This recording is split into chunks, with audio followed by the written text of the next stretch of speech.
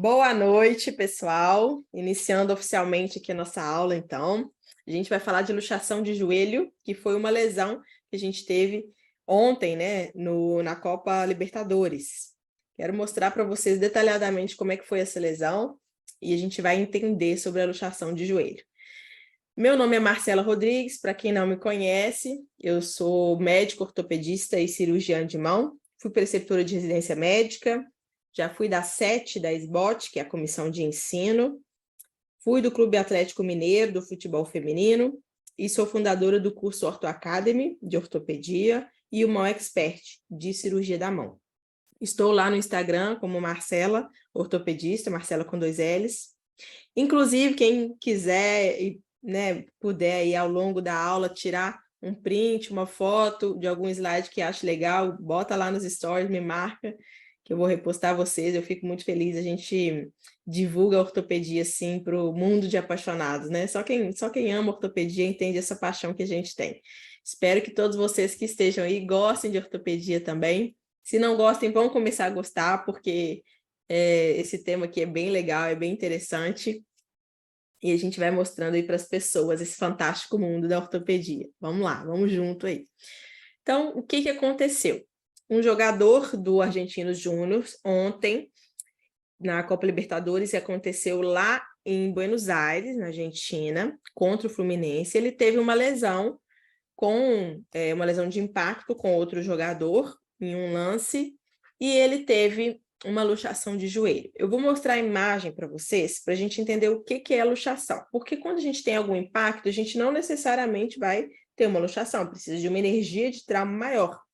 A gente pode ter uma contusão, a gente pode ter um deslocamento parcial, que a gente chama de subluxação, mas para ter uma luxação, precisa de realmente ter uma perda da congruência, uma perda do encaixe. Então, quando a gente fala luxação, é porque deslocou completamente. Ele não necessariamente continuou deslocado, ele pode luxar, desencaixar, né, perder a congruência e depois voltar, que foi o que aconteceu. Então, no próprio vídeo, a gente consegue ver que deslocou e voltou. Mas houve o deslocamento, houve essa perda da congruência. Então, houve uma luxação, aconteceu uma luxação. Mesmo que esse paciente não chegue luxado no pronto atendimento. Tá? Então, provavelmente, a hora que ele estava sendo carregado de maca para fora do campo, ele já estava com o joelho reduzido, ele saiu do lugar e voltou. Mas houve a luxação de joelho. E é uma lesão grave, a gente tem que saber diagnosticar e tratar, porque é uma emergência ortopédica, é uma urgência ortopédica. Quando essa perda de congruência ela é só parcial, aí a gente chama de subluxação. Quando ela é uma perda de congruência total, o encaixe, né, ele sai completamente, a gente chama de luxação. Então, vamos entender o que aconteceu. Ele realmente teve uma lesão grave, saiu... não saiu imobilizado, né? Saiu de maca do campo e já foi direto para receber atendimento, e a equipe médica, inclusive, já deu, né, o parecer deles, que foi uma luxação de joelho, que houveram lesões ligamentares importantes, e a gente vai entender detalhadamente aqui. Coloquei o vídeo para vocês, espero que rode. Vamos lá, vai rodar.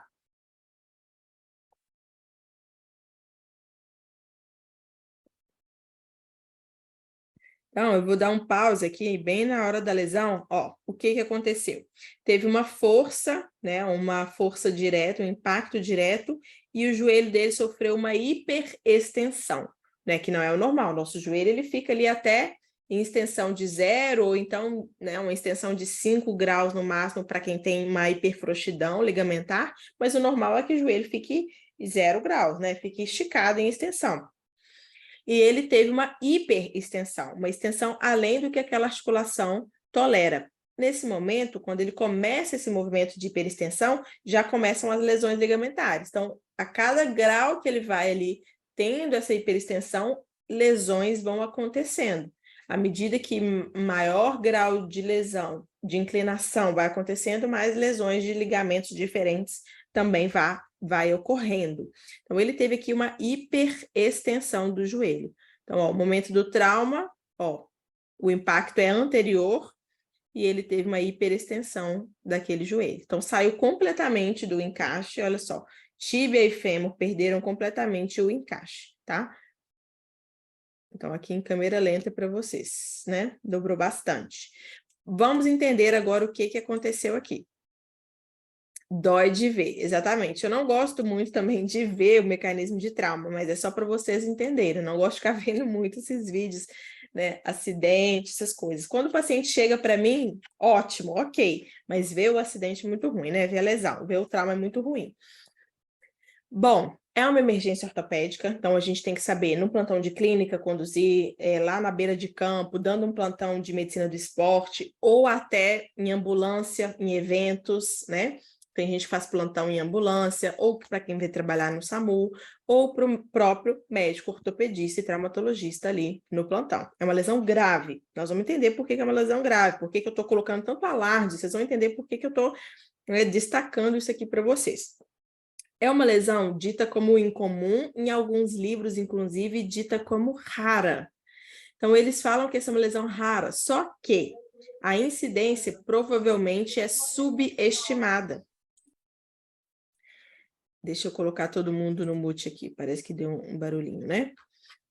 A incidência é subestimada. Por quê? Porque pode acontecer igual aconteceu com o Luciano Sanches. Acontece a luxação, mas ela reduz sozinha, reduz lá na beira do campo, né? Ela sai e volta imediatamente. Então, o que acontece? A gente não sabe quando o paciente chega como que realmente foi, porque às vezes não tem vídeo, é só um relato, o paciente só fala, saiu do lugar, né? A maioria fala que saiu do lugar, às vezes não sai do lugar, né? Mas a maioria, 67%, tem uma redução espontânea. Faz a luxação e reduz espontaneamente, então já chega reduzido. Então, a ideia que a gente tem levantado nos últimos anos, os artigos vêm trazendo isso, é que essa incidência provavelmente é subestimada, que se a gente fosse realmente analisar cada trauma, provavelmente não seria uma lesão tão rara, né? Então, seria uma lesão com uma maior frequência. Adultos jovens é o que geralmente é público que é acometido, sexo masculino, gênero masculino. Por quê? Porque o público maior que vai sofrer esse tipo de lesão é incidências por trauma de alta energia, que seria acidente automobilístico, moto, né? Que geralmente é o adulto jovem homem que utiliza esses veículos, e esporte, né? Ou no futebol, ou em outras atividades também.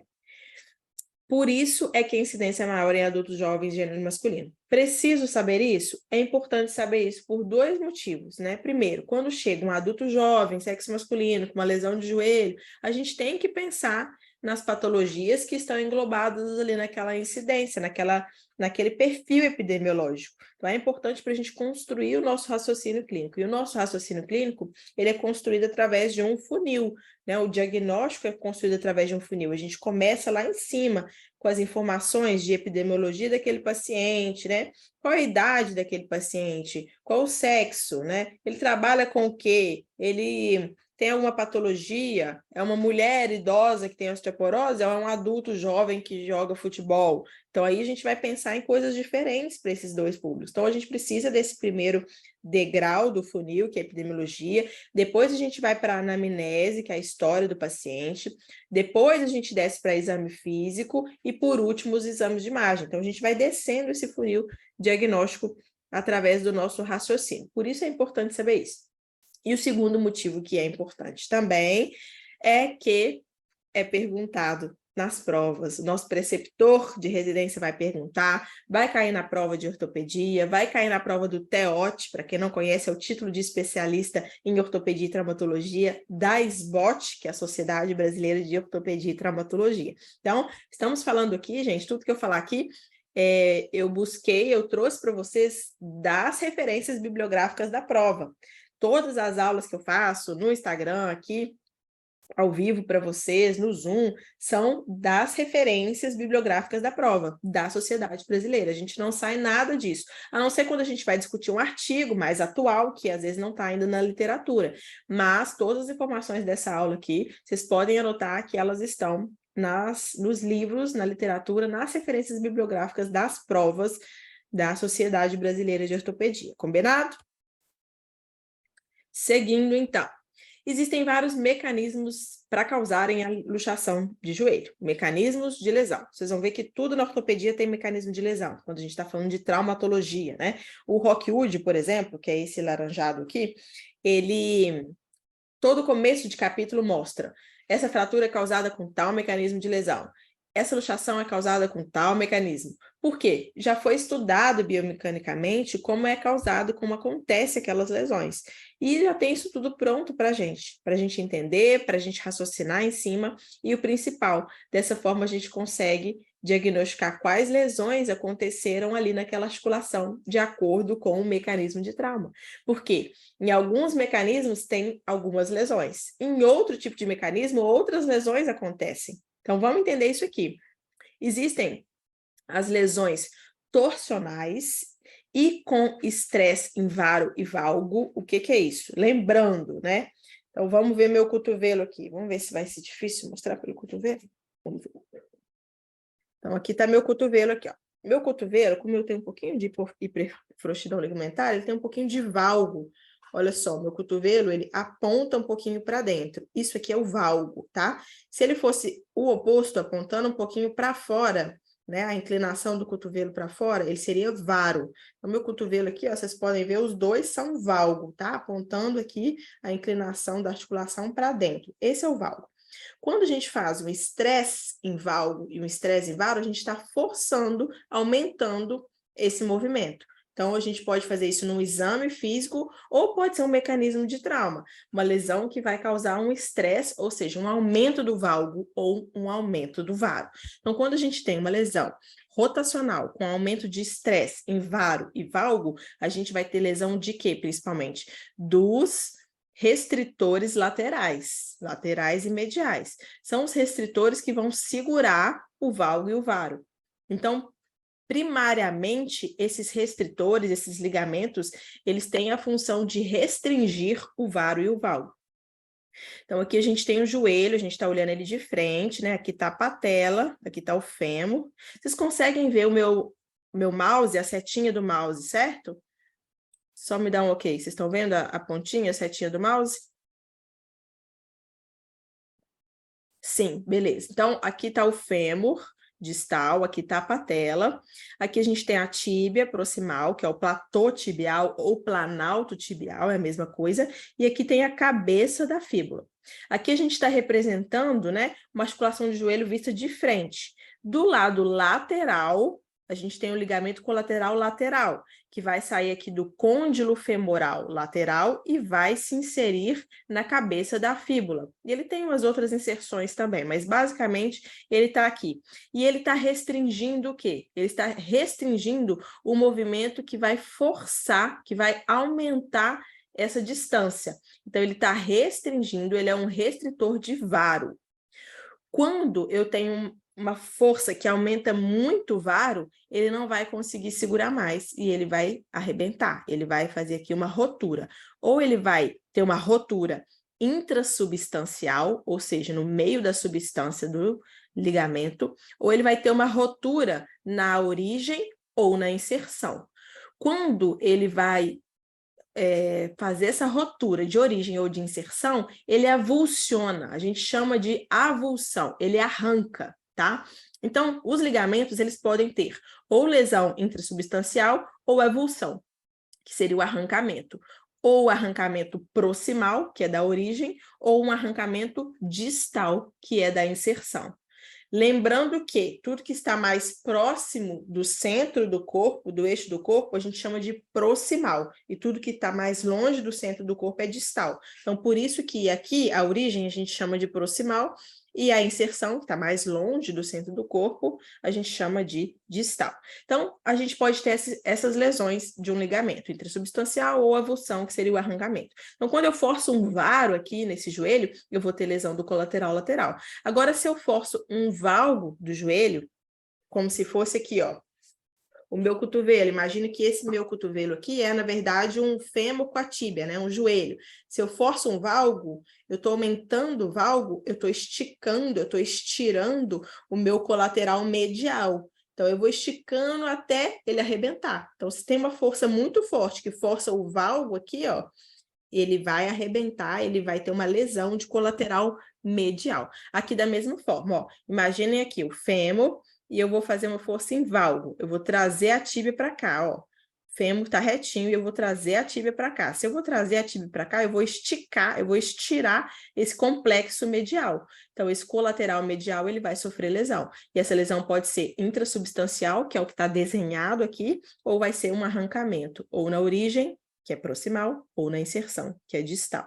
Então, quando eu tenho esse primeiro mecanismo que eu mostrei para vocês, é um mecanismo torsional que pode estar associado em estresse em varo e valgo. Se for um estresse em varo, ele vai causar lesão dos colaterais laterais. Se for um estresse em valgo, ele vai causar lesão dos colaterais medial, do colateral medial. Ok até aí? Além disso, como eu tenho um trauma rotacional, eu estou girando a tíbia em relação ao fêmur. Eu estou fazendo esse movimento aqui nos traumas torsionais. Por exemplo, na lesão de LCA, para quem já viu a aula de lesão de LCA, o pé fica preso no solo e o corpo roda em cima da tíbia. Então, é um trauma torsional. Quando a gente faz esse trauma torsional, quem vai lesar? Os ligamentos que estão aqui dentro da articulação. Que são os dois cruzados. Acho que deu uma microfonia porque alguém deve ter ligado o microfone, mas já resolveu. Então, a gente vai ter lesão dos dois ligamentos que estão ali dentro da articulação, que são os dois ligamentos cruzados. O cruzado anterior, porque ele, de fato, é mais anterior na anatomia do joelho, e o cruzado posterior, porque ele chama assim, porque, de fato, ele é mais posterior anatomicamente, ok? Lembrando que esses dois ligamentos cruzados, eles estão dentro da articulação, mas eles não ficam ali, ó, imersos no fluido e no líquido sinovial, porque eles estão cobertos pela membrana, pela cápsula articular. Então, o líquido sinovial não encosta nos dois ligamentos cruzados que estão ali. O ligamento LCA, ele fica separado, tá? Então, isso é só uma curiosidade. Por quê? Que eu gosto de falar dessa curiosidade? Porque quando tem a lesão de LCA, a gente tem uma artéria que corre junto com o LCA, que vai irrigar o LCA, e essa artéria, ela arrebenta junto. Quando a gente tem ruptura do LCA, vai arrebentar essa artériazinha junto. E vai ter a lesão de cápsula também. Então, vai ter a lesão dessa membrana sinovial que está ali cobrindo. Então, o sangue dessa artéria, aquele sanguinho da lesão, ele vai inundar a articulação toda. E aí o nosso líquido sinovial vai se misturar com esse sangue. E aí se a gente faz ali uma drenagem, uma punção daquela articulação e retira esse líquido sinovial de dentro da articulação, esse líquido sinovial vai sair vermelho, vai sair com sangue. A gente chama isso de hemartrose, que é o sangue dentro da articulação. Isso é praticamente patognomônico de lesão de LCA quando você tem o mecanismo de trauma que eu falei. O pé preso ao solo, você gira o corpo sobre o joelho, mecanismo torsional, escuta às vezes um estalido dele arrebentando, e aí você vai lá, faz a punção, sai sangue, hemartrose, 70% de chance de ser lesão de LCA. Bom, fechando aqui as curiosidades, né? Fechamos o primeiro mecanismo de trauma, que é o torsional com estresse em varo e valgo. Agora a gente vai para o segundo mecanismo de luxação de joelho. Falamos isso tudo para falar do primeiro, agora o segundo, que é esse aqui, ó, do meio. A luxação de joelho, ela também pode acontecer com um trauma anterior na tíbia. Esse trauma anterior vai levar a tíbia para posterior em relação ao fêmur. O que que é isso? Vou tentar mostrar aqui com a canetinha. Vamos lá. Então, a gente tem aqui, ó, o fêmur distal. Eu vou sofrer um impacto aqui. Pode ser, por exemplo, um paciente de moto que sofre um impacto aqui na tíbia, ou um paciente no painel do carro, né? Em automóvel, tá em um carro e sofre um impacto frontal. E aí o painel do carro vai fazer um impacto aqui anterior. O que que vai acontecer com esse impacto anterior? Vai jogar essa tíbia para posterior. Então, vai forçar essa tíbia para posterior. Qual que é o primeiro ligamento a se romper quando faz isso? O ligamento que é responsável pela restrição posterior. O ligamento que é responsável por segurar a tíbia de não fazer isso. Quem é? Ligamento colateral ligamento cruzado posterior. Então, o ligamento cruzado posterior, que está aqui, ó, no meio da articulação, ele vai sofrer essa lesão. Nesse caso que está desenhado, é uma lesão intrassubstancial, no meio aqui da lesão, mas pode ser arrancamento também. Pode ser um arrancamento, uma avulsão, na parte da origem proximal ou na parte da inserção distal. Então, quando sofre esse impacto anterior, a tíbia vai para posterior, o primeiro a se lesionar é o cruzado posterior. Depois, se continuar essa energia de trauma for muito grande, os outros vão acabar se lesionando também. Vamos ter outras rupturas se essa energia de trauma for muito grande. Então, esse é o segundo mecanismo de trauma. Inclusive eu coloquei desenhado aqui. Quando a gente tem um impacto anterior no carro, a gente pode ter um impacto tanto na região da patela e fêmur, quanto na região da tíbia. Aqui a gente está falando de um impacto na tíbia, ou seja, vai causar uma luxação posterior, porque está julgando a tíbia para posterior em relação ao fêmur. Gente, uma coisa que muita gente erra, abre um asterisco aí, para quem estiver anotando, coloca uma estrelinha aí, uma coisa que muita gente erra. Aqui está o fêmur, aqui está a tíbia. Se eu tenho uma luxação, eu vou levar em consideração o osso que está mais distal, o osso que está mais distante do corpo, para eu fazer a nomenclatura dessa luxação. Por exemplo, aqui eu vou levar em consideração a direção da tíbia para eu falar se a luxação foi anterior ou posterior. Então, o fêmur, ele fica ali parado, ele é a referência, ele é o corpo, né? Quando a tíbia é empurrada para trás, ela faz o deslocamento posterior. A tíbia vai para posterior. Então, na radiografia, ela vai estar posterior. Então, isso chama luxação posterior. Então, leva o nome o osso que está mais distante do corpo, tá? É igual no dedo. No dedo, se eu tenho uma luxação da minha interfalangiana proximal, que é essa articulação aqui, se a parte da falange média vai para a dorsal, ela é a parte que está mais distante do meu corpo em relação ao outro osso envolvido, que é a falange proximal. Então, se a falange média vai para a dorsal, essa luxação vai chamar luxação dorsal ou posterior. Fechamos, então, o segundo mecanismo. Aqui eu mostrei para vocês onde é a energia de trauma, mas, né, abre parênteses, a energia de trauma pode ser também em cima da patela, aí pode ter fratura de patela. A energia de trauma pode ser aqui, ó, propagada ao longo do fêmur, pode dar fratura de fêmur distal, pode dar fratura da diáfise do fêmur, pode dar fratura do colo, da cabeça, pode inclusive luxar o quadril para posterior. A cabeça do fêmur pode luxar para posterior em relação ao acetábulo.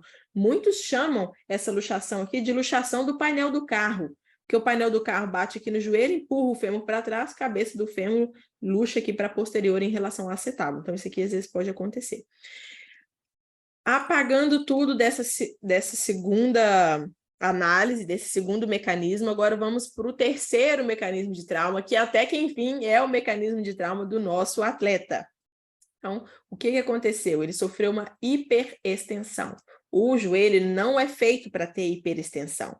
Ele é feito para ficar só até 0 graus, no máximo 5, né? O joelho serve para dobrar, para fazer flexão, mas ele não foi feito para fazer extensão.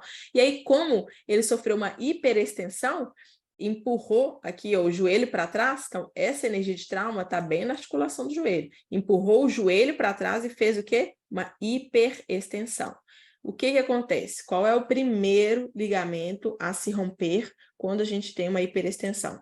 Ligamento cruzado anterior, que está aqui ó, no meio do joelho. Pode ser também lesão intrassubstancial ou avulsão, né, ou arrancamento da parte proximal ou da parte distal. À medida que essa hiperextensão vai acontecendo, mais hiperextensão, outros ligamentos vão sofrendo ruptura também. E se essa hiperextensão for associada a estresse invarival ou rotação, os colaterais, lateral e medial, também estarão envolvidos. Também estarão aqui lesionados nessa lesão, que foi o que aconteceu nesse paciente. Energia de trauma grande, uma hiperextensão importante e trauma rotacional associado. Então, agora que a gente já entendeu o que é mecanismo de trauma e o que vai lesar, vamos continuar aqui o raciocínio. Para deixar mais claro para vocês, anatomia colateral-lateral, colateral medial, os cruzados estão lá dentro, ó, o cruzado anterior e o cruzado posterior, tá? Leva esse nome porque justamente olhando assim eles estão formando uma cruz, um X, eles estão cruzados, tá? Mas eles se originam e se inserem em lugares diferentes.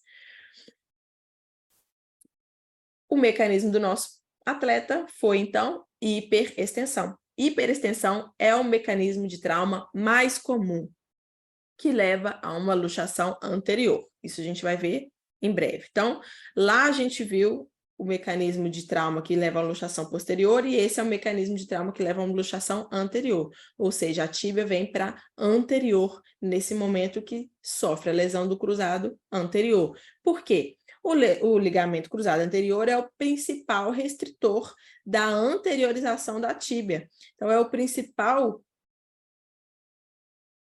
ligamento que vai restringir, que vai impedir que a tíbia venha para anterior, é o cruzado anterior. Se ele faz essa lesão, o que vai acontecer? A tíbia vai vir para anterior. Então, aqui a gente vai ter uma luxação anterior, que foi a que o nosso atleta teve.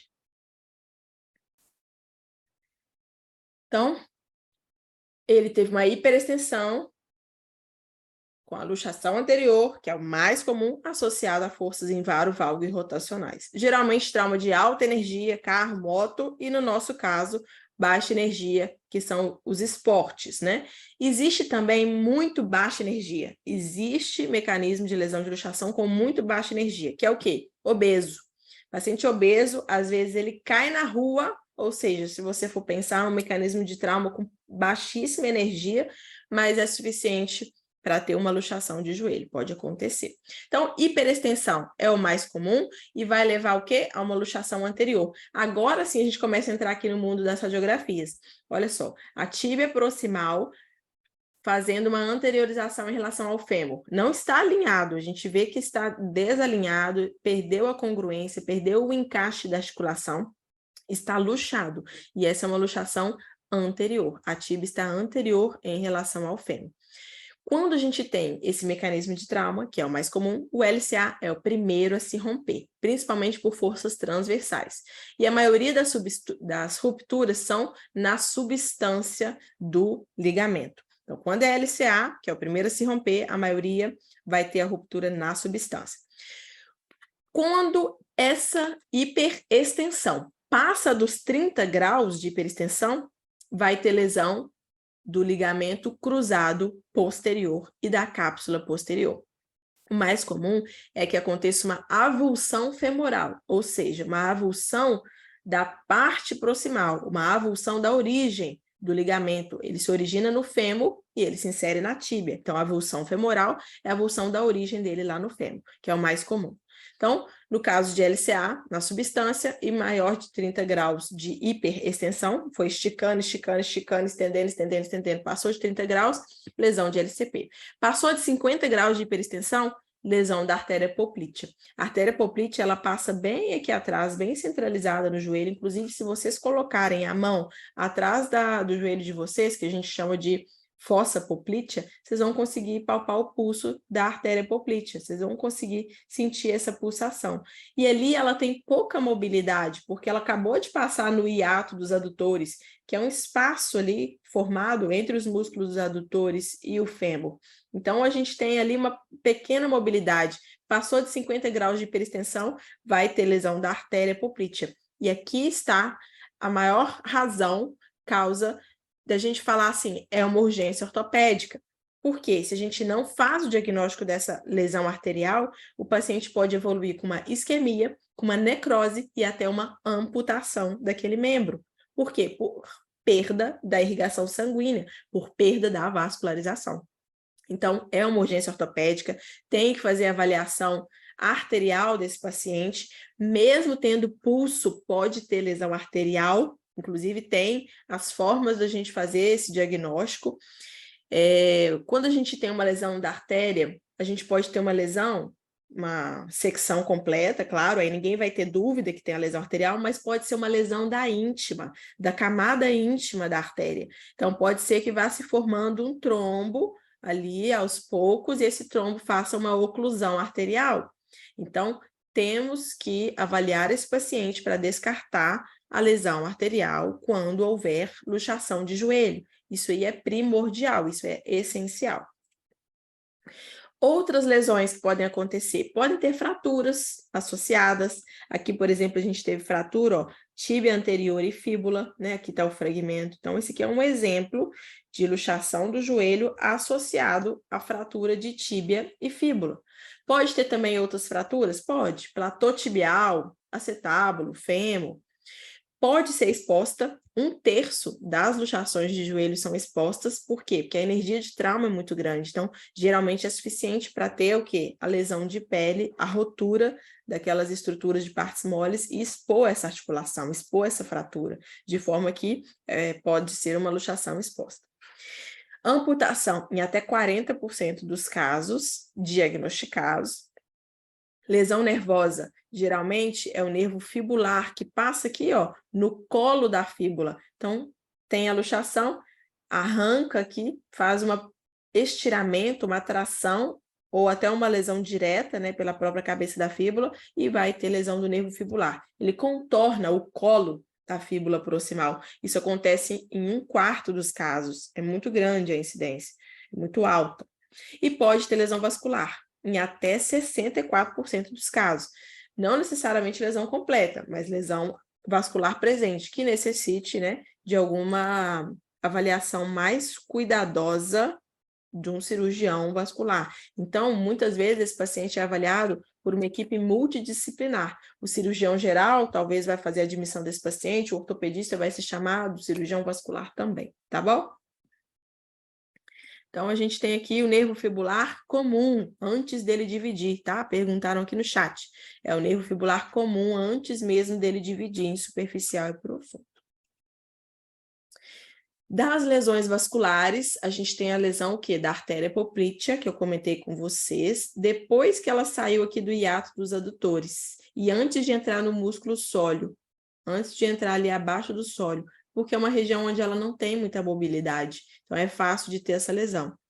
Nas luxações anteriores, que são as luxações mais comuns, que acontecem por hiperextensão, que é o caso do nosso atleta, essas lesões geralmente acontecem por tração, porque fez tanta hiperextensão que essa artéria ela foi tracionada. E aí ela foi tão tracionada que qual é a primeira camada que sofre? A camada íntima, lesão da íntima. Então pode formar um trombo ali, a gente tem que ficar de olho. Inclusive, o nosso atleta com certeza ficou em observação ali 24 a 48 horas para avaliar isso. É mais comum, a lesão arterial é mais comum nesse tipo de mecanismo, tá? Eu até coloquei principalmente aqui o PP para eu lembrar de falar com vocês, que é mais comum acontecer lesão vascular na luxação anterior. Existe na luxação posterior também? Existe, geralmente por uma contusão ou até uma secção completa, tá? Então existe também, mas é menor incidência.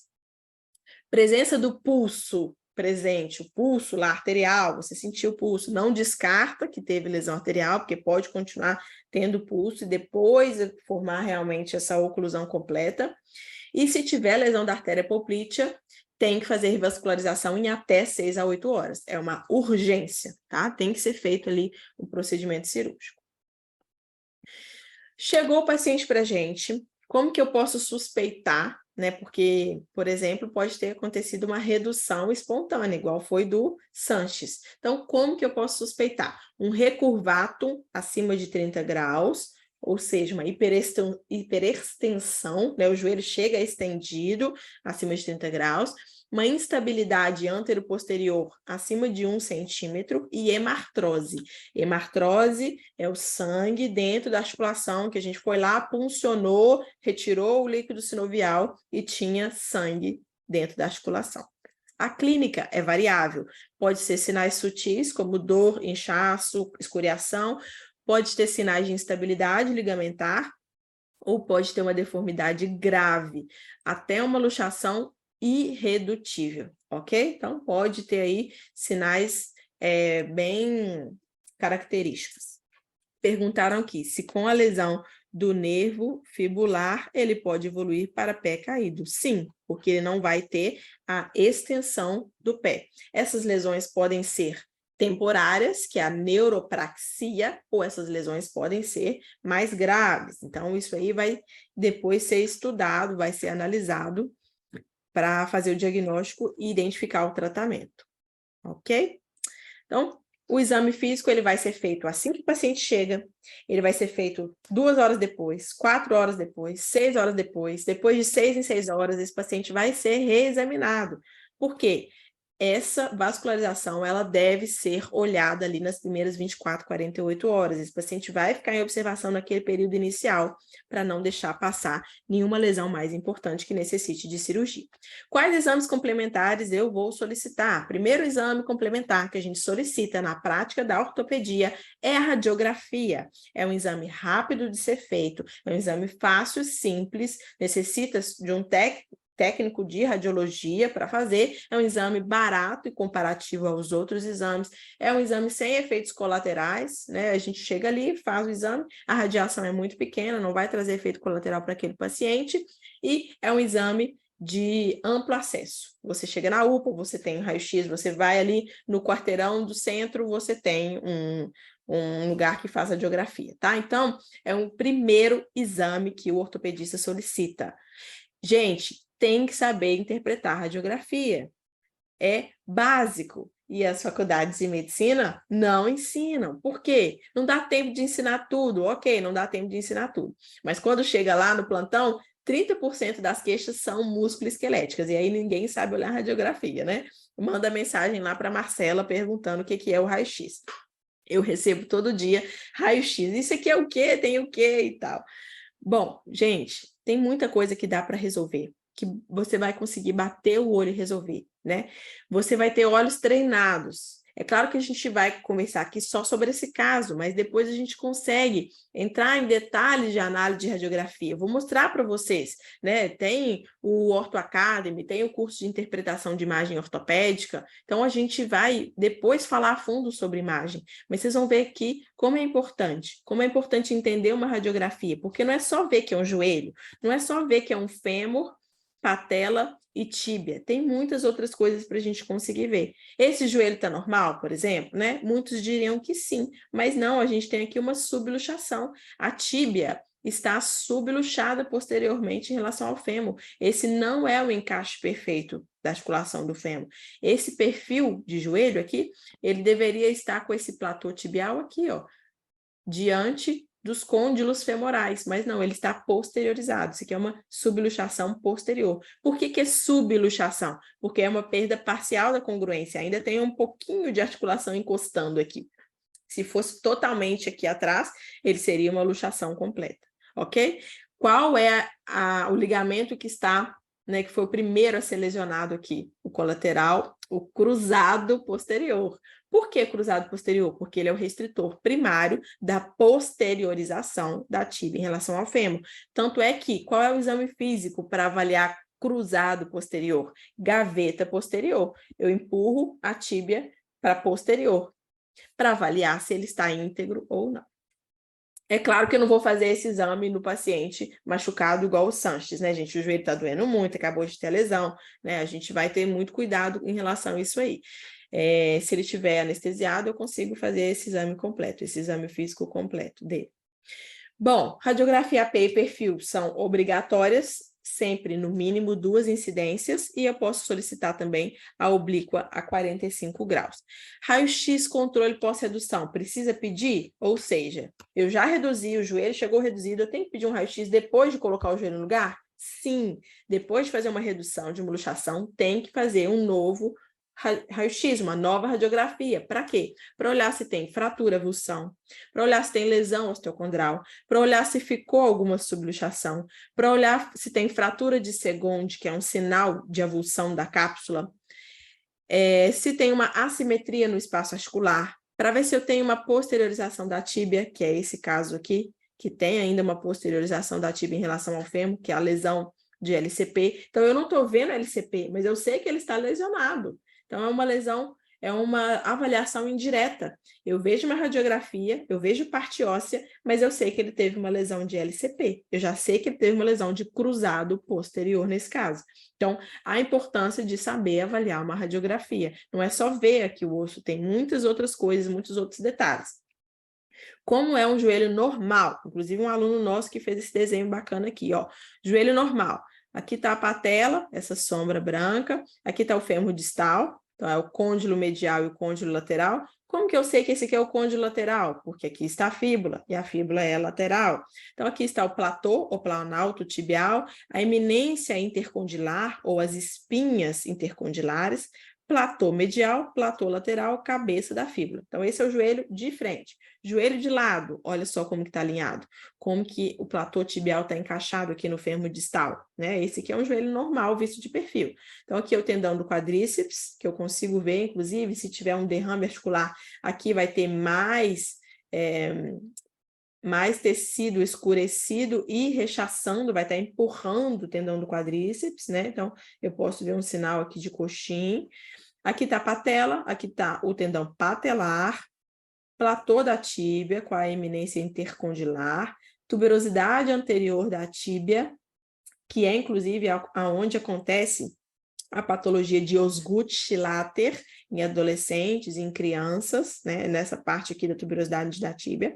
Aqui tem a cabeça da fíbula. Vejam que elas se sobrepõem na imagem, né? Mas se a gente contornar aqui, ó, com o mouse, a gente consegue ver, ó. Aqui está a cabeça da fíbula. Vejam só. Então, aqui ele marcou de lilás para vocês conseguirem ver. E estão sobrepostos também os dois côndilos, medial e lateral. Então, essa é uma imagem de um joelho normal. Agora, a gente vai ver um joelho normal à esquerda e um joelho normal à direita. E um joelho alterado à direita. Aqui a gente tem uma luxação evidente, aqui ninguém tem dúvida. Mas, às vezes, esses detalhes são sutis. Às vezes, não é tão evidente, tão claro como esse aqui. Então, aqui a gente tem o fêmur distal, a patela, e olha como houve uma luxação, uma subluxação anterior da tíbia. Se houve uma luxação dessa forma anterior da tíbia, com certeza o cruzado anterior está lesionado, porque é ele que segura isso. É ele que segura a anteriorização da tíbia em relação ao fêmur. Então, joelho normal, luxação anterior. A luxação anterior é mais comum de ser causada por um mecanismo de hiperextensão, que é o mais comum das luxações. Além disso, eu vou procurar o quê? Tibial ring fracture. Ring de borda, tá? Então, a borda anterior da tíbia pode ter uma fraturinha. E essa fraturinha vai significar o que para a gente? Vai significar uma avulsão dessa parte anterior, de um impacto que teve do fêmur contra a tíbia, né? Isso mostra para a gente que provavelmente teve, sim, uma luxação e teve uma luxação com hiperextensão, que já foi reduzido, então o joelho já está reduzido, mas teve um impacto do fêmur com a tíbia, ou seja, teve uma hiperextensão, bateu aqui, né, as duas partes bateram aqui, então houve um impacto. Vou ter que investigar, porque provavelmente foi uma luxação de joelho, sim, e eu tenho que investigar as lesões que estarão associadas, todos aqueles ligamentos que a gente comentou. Aqui uma outra imagem. O que eu estou vendo aqui nessa imagem? É uma imagem de joelho em AP e perfil, mostrando esse fragmento aqui. Esse fragmento, gente, é uma avulsão da cabeça da fíbula. E essa avulsão da cabeça da fíbula indica para a gente o quê? Sugere para a gente uma lesão de canto posterolateral. Ou seja, todas as estruturas posteriores e laterais da região posterolateral estão lesionadas. Então, o cruzado posterior, toda a inserção de tendões que tem nessa região, o colateral lateral, todas essas estruturas estão lesionadas. Então, é um sinal indireto, é uma fratura, uma avulsão da cabeça da fíbula. E tem, inclusive, um epônimo, que está lá no Rockwood, tá? Então, sinal arqueado, arcuate sign. Então, às vezes, isso cai na prova do TEOT também. Então, quem olha aqui rapidamente, às vezes, passa desapercebido essa avulsão. Daria para ver, inclusive, no perfil, mas muitos não veem. Por quê? Porque não tem o olho treinado. Você só cumprimenta quem você conhece. Se você bate o olho e nunca viu antes, provavelmente você não vai fazer o diagnóstico, porque a gente só vai lá cumprimentar a fraturinha que a gente já viu uma vez na vida. Não necessariamente na vida real, mas viu aqui na aula comigo. Agora vocês vão bater o olho aqui a próxima vez e vão saber, certo? Mais análise de radiografia, o que eu posso ver? Aumento do espaço articular. Olha a diferença desse espaço medial para esse espaço lateral. Isso indica para a gente lesão de quem? Do colateral lateral, que não está segurando aqui, ó. Ele que segura aqui o varo. E aqui, o colateral medial, que seguraria o valgo, mas não está segurando porque ele está lesionado. Então, aqui a abertura, aumento do espaço articular. Fizemos radiografia, analisamos, fizemos diagnóstico, mas quem vai falar com certeza qual ligamento teve a ruptura é a ressonância magnética. Hoje a gente tem acesso a ela, é padrão ouro, ela que vai mostrar para a gente exatamente quais lesões tiveram. Então, aqui a gente tem um corte, né? Esse corte é um corte sagital do joelho, como se fosse aqui, ó, o meu cabelo cortado ao meio, é um corte sagital, mostrando para a gente fêmur distal, patela, e uma sombra embaçada onde estariam os ligamentos cruzados, cruzado anterior e cruzado posterior. Os dois estão arrebentados, não tem cruzado anterior e cruzado posterior. Na imagem da direita, a gente tem um corte coronal ou frontal, como se fosse uma coroa aqui, ó, e mostra pra gente o quê? A lesão completa dos colaterais, principalmente o colateral aqui, ó, medial. Na região medial não tem mais. Olha só, essa fitinha preta não tem mais continuidade. Tem a lesão completa, com edema, né? Enfim, todas as lesões. E lesão meniscal, com certeza, também esse paciente vai ter. Existe uma classificação para as luxações de joelho. Existe classificação em relação à direção, à quantidade, o que eu vou comentar uma com vocês, porque não é o nosso objetivo principal. A classificação de Kennedy, que divide em direção. Luxou para anterior, posterior, medial, lateral ou rotatório, né? Anterior é o mais comum, como a gente já falou, mecanismo de hiperextensão, tá? Só para vocês conhecerem, pelo menos uma classificação de Kennedy. Mas a gente tem várias outras, tá? De Schenck modificado, isso aí eu não vou entrar em detalhes com vocês, que é senão... Ah, eu até botei. Porque senão fica muito grande a aula, tá? Mas a de Schenck é por quantidade, né? Um ligamento dos cruzados lesado, 2 ligamentos cruzados lesionados, 3, algum ligamento colateral lesionado, 4 ligamentos colaterais e por aí vai, ok? Qual é o tratamento, pessoal, dessa lesão? Reparo cirúrgico se mostrou na literatura com melhores resultados. Então, todo mundo vai fazer cirurgia? Não, às vezes o paciente é um paciente idoso, um paciente com morbidades, ele não tem condições, não vou fazer um reparo de ligamentos nele, não vai, né, não vai julgar, não vai ser atleta. Ah, talvez eu não faça conservador, imobilização por 6 semanas. Mas em um jovem, adulto jovem, homem, que é a maioria dessa epidemiologia, dessa patologia, mostrou aí melhores resultados clínicos fazendo o reparo cirúrgico. Então, vou fazer o reparo desse paciente. Se ele chegar luxado, eu tenho que fazer a redução desse paciente. Se não chegar luxado, aí eu vou ter que avaliar se vai precisar de uma cirurgia urgente ou não. Então, 2 categorias de cirurgia, as de urgência e as de não urgência. As de urgência seria o quê? A luxação inveterada, que não está reduzindo, uma lesão arterial, acho que eu coloquei. Então, o que seria urgência?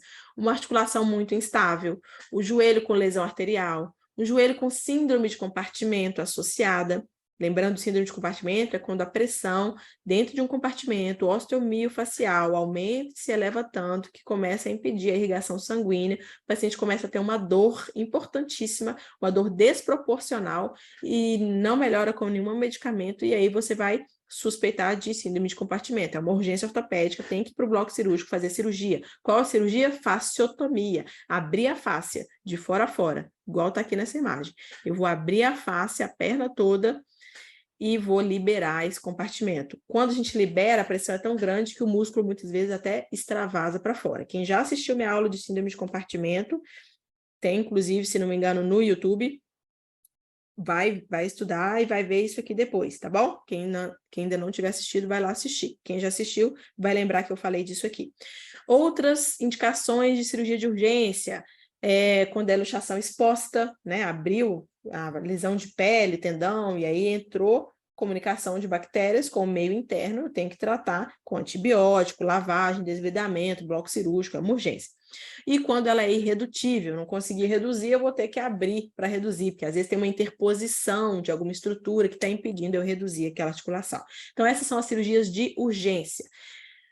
Não precisou de cirurgia de urgência? Eu vou fazer uma cirurgia o quê? Programada. Qual é a cirurgia programada que eu vou fazer? Eu vou fazer um reparo, eu vou reconstruir os ligamentos que forem necessários. Eu posso fazer em um tempo ou eu posso fazer em 2 tempos cirúrgicos. Então, muitos indicam fazer ali no primeiro tempo só, às vezes um menisco que está com uma alça de balde ou alguma lesão importante, e num segundo momento, ali 6 semanas depois, eu faço o reparo dos cruzados, eu reconstruo os túneis todos e faço o reparo dos cruzados anterior e posterior. Então, isso pode ser feito em 2 tempos, essa cirurgia também. Aqui uma radiografia muito linda, só para ilustrar a programação dos túneis, porque aqui eles vão reconstruir o quê? Eles vão reconstruir cruzado anterior, cruzado posterior, colateral. Então, muito legal só para mostrar esse gostinho aqui para vocês, tá bom? Eu não entrei em detalhes sobre a lesão arterial em relação a fazer ou não arteriografia, mas existe um fluxograma de estudo para avaliar se precisa ou não de arteriografia, tá? Isso está na literatura, inclusive está no capítulo do Rockwood, que é esse livro aqui, Fraturas em Adultos, que é referência da SBOT. Mas se eu fosse falar disso, seria mais 30 minutos de aula. Então, não está aqui na aula, mas tem sim, Júlio, pode procurar lá no Rockwood, no capítulo tem. Combinado? Já estou demorando muito aqui, né? Eu vou mandar para vocês esses slides no grupo de pré-inscrição do curso de radiografia. Quem não tiver interesse no curso, não entre no grupo, tá?